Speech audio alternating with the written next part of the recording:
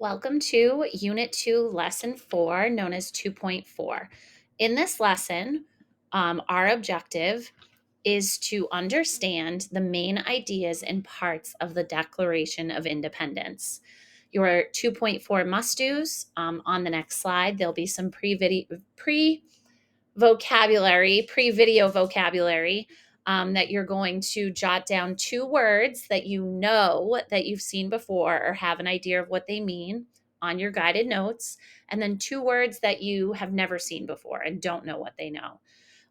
Your other must do, obviously, is watching this video and filling out your guided notes. This is a lot shorter. It's going to be a shorter video and notes because our main thing that we're going to be doing is an analysis of the Declaration of Independence. We're going to work on that in class together. And then at the end of that, we will have our mastery check. Now, the Declaration of Independence is probably the most important document or the most important thing that we have in the United States of America. It's the foundation of what we are as a country, why we are the way that we are, and what goals that we strive to do every day. So it really is an extremely important source that we read through together. But as I said, we're going to do this together. So it's not going to be totally difficult for you to do on your own. So I want you to take a moment, pause the video, look over the words that you see here. And as I said, look at the words, look at the definitions. In your guided notes, choose two words that you know and two words that you've never seen before. Now, what was the Declaration of Independence? So, if you recall from lesson 2.3, I talked about the Continental Congress. So, members from 12 of the 13 colonies had gotten together in Philadelphia and trying to figure out how they were going to deal with what they felt had been horrible wrongdoing by the British government, especially King George. At that meeting, they had sent a letter to the king demanding that he change things, explaining why they were upset. And by this point, shots have been fired. Remember, April 1775 is Lexington and Concord in Massachusetts. So, Boston, at least in Massachusetts, are openly in rebellion against the British government. By this point, nothing had spread to the other colonies. It was really just a Boston problem. And a lot of the colonists believed that this is something Boston did. This is not something that, the rest of us need to worry about. But in November 1775, the Continental Congress receives the reply from King George. He rejects their letter and he says, every single one of you is committing treason. Every single one of you could potentially be executed for these actions and what you are taking. So now it's not just a Boston problem. Now every person in that room is somehow responsible for whatever this thing is happening. So by the summertime, the leaders are in Philadelphia. They're like, what are we doing? Are we revolting against the king? Are we not? So by June, they decide that it's time. It's time for us to do what people like Thomas Paine have been saying all along. It's time for us to separate from Great Britain and form our own country. So a committee is formed to write the Declaration of Independence. The Declaration itself is approved on July 4th, 1776. That date probably sounds familiar because here in America on the 4th of July, we consider that to be our Independence Day.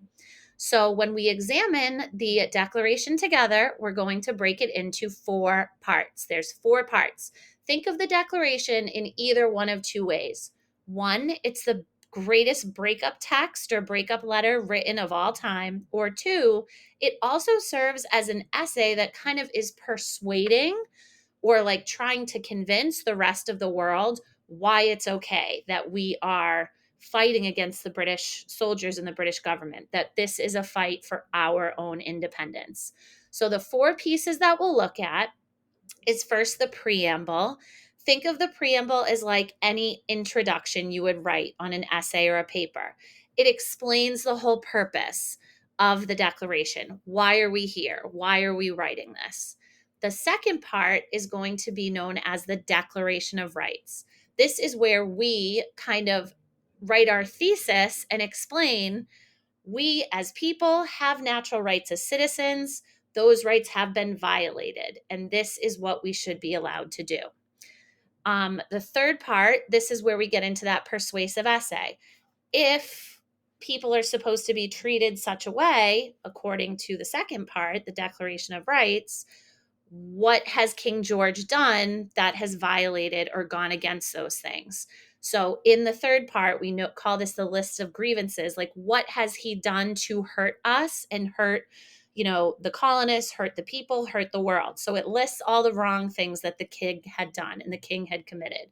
So then lastly, now that we've laid out all our evidence, we have to write a conclusion.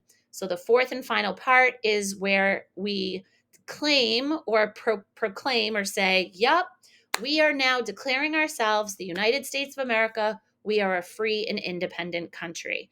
So at this moment, with this document, now the fighting that's been going on between the colonists and the British is about independence. If we win this war and we're able to defeat the best army in the world under the British government, we will become the United States of America.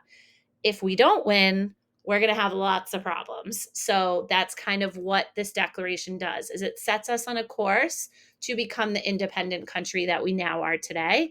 Obviously, spoiler alert, if we celebrate July 4th, we do end up winning the revolution. We'll talk more in the next lesson why. But the Declaration of Independence really is that important document.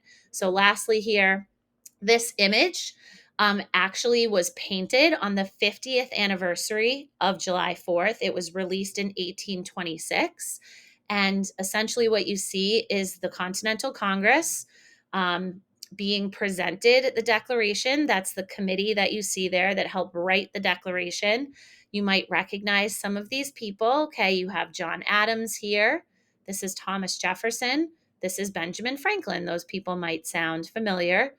At the table here, okay, is John Hancock, who also was from Boston. He served as the president of the Continental Congress. One person that's missing from this meeting is George Washington. By this point, George Washington had left the Congress and he had traveled to Boston to serve as the general for the army of rebels, essentially, or patriots, however you want to look at it. So, in class tomorrow or the next time we're together, we will be analyzing the document together.